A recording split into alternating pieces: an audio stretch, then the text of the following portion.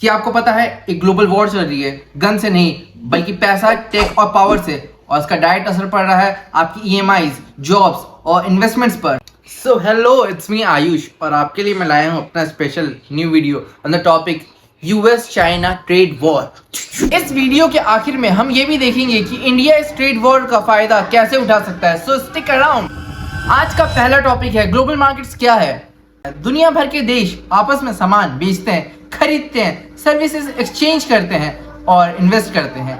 India का export हो या फॉरेन कंपनीज का भारत में इन्वेस्ट करना, ये सब ग्लोबल मार्केट्स का हिस्सा है। अब आप सोच रहे होंगे पर कैसे, तो चलिए आपको बताता हूँ बहुत आसान तरीके से। जब एप्पल अपना फोन चाइना में बनाता है, यूएसए में बेचता है और दुनिया भर से कमाता है, ये सब को कहते हैं global markets in action. American businessman जो स्मार्ट मूव प्ले करते हैं वो ये करते हैं कि वो चाइना में अपनी फैक्ट्रीज खोलते हैं, क्योंकि उन्हें पता है कि चाइना में लोग बड़े सस्ते में मिलते हैं और सस्ते में उनका काम निकल जाता है, सस्ते में प्रोडक्ट्स बन जाते हैं। लेकिन जब उन्हें एक्सपोर्ट किया जाता है तब उन्हें अच्छा खासा फायदा होता है, जिससे यूएसए को सबसे ज्यादा मुनाफा मिलता है। ओके, सो आज का दूसरा टॉपिक है ग्लोबल मार्केट प्लेसेस। आज प्लेटफॉर्म्स जैसे अमेजोन, अलीबाबा और फ्लिपकार्ट ने दुनिया को एक ग्लोबल मार्केट प्लेस बना दिया है।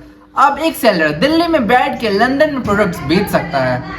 लेकिन ग्लोबलाइजेशन के साथ आते हैं बहुत सारे चैलेंजेस, जैसे करेंसी रेट्स, ग्लोबल रेट्स और सप्लाई चेन इश्यूज।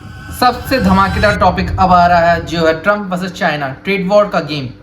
चलिए अब चलते हैं 2018 की तरफ, जब डोनाल्ड ट्रम्प ने चाइना के खिलाफ एक बड़ा ट्रेड वॉर शुरू किया। ट्रम्प ने चीन पर आरोप लगाए टेक्नोलॉजी चुराना, अनफेयर ट्रेड करना और अमेरिकन कंपनीज को नुकसान पहुंचाना। बड़ी सबके सब चोर हैं साले, इन सब के नाम उस लिस्ट में डाल दो, सबके, किसी एक को भी नहीं छोड़ना। फिर क्या था, दोनों देशों ने एक दूसरे के प्रोडक्ट्स पर भारी भरकम टैरिफ्स लगा दिया और इसके बाद क्या हुआ वो तो आप समझ ही सकते हैं। सुल्तान, अबे रुक!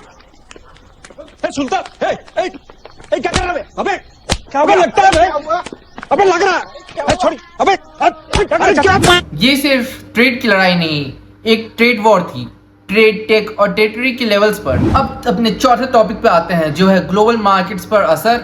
इंडिया भी अफेक्टेड है, इससे कैसे ये देखते हैं। इस ट्रेड वॉर का असर पूरी दुनिया पर पड़ा, इंक्लूडिंग इंडिया।